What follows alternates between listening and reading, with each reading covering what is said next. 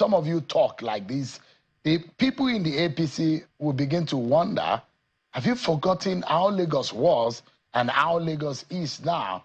And the dramatic development they will claim has come to Lagos, especially in the recent years under Babajide Sanwo-Olu. There are those who will say there are tremendous development that has happened in these years.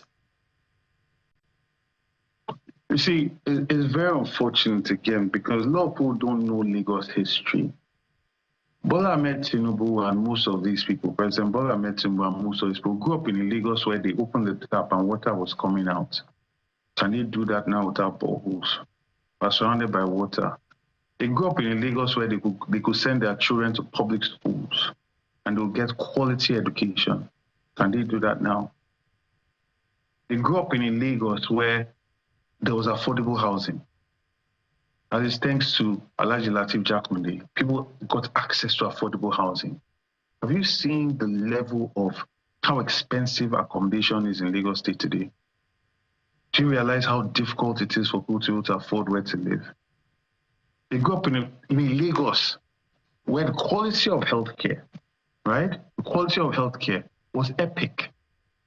And the issue that I find is a lot of people that try to define what politics is today. And I think there's been a lot of good propaganda work that has happened because people have quickly forgotten that Lagos was the crucible in which Nigeria was built. A lot of Nigerian history was formed in Lagos. On the streets of Isaleko that have been completely destroyed, and I go and look at it now, looking like a ghetto. There was an area of Victorian Lagos. As far back as 1910, we had water being pumped. People were paying water rates.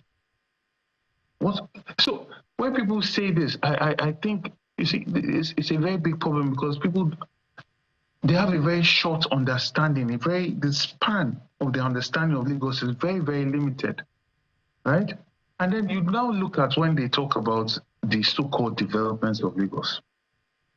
Look at all the IGR that they have raised, but look at all the debt that Lagos is in. And then you realize that even this development that you're talking about is mainly pushed by the private sector. Private individuals from all over Nigeria are developing estates, businesses, thriving in spite of the government. So, I don't, I guess I'm carrying Lagos history that will be passed down. So my perspective on Lagos and its history is much wider.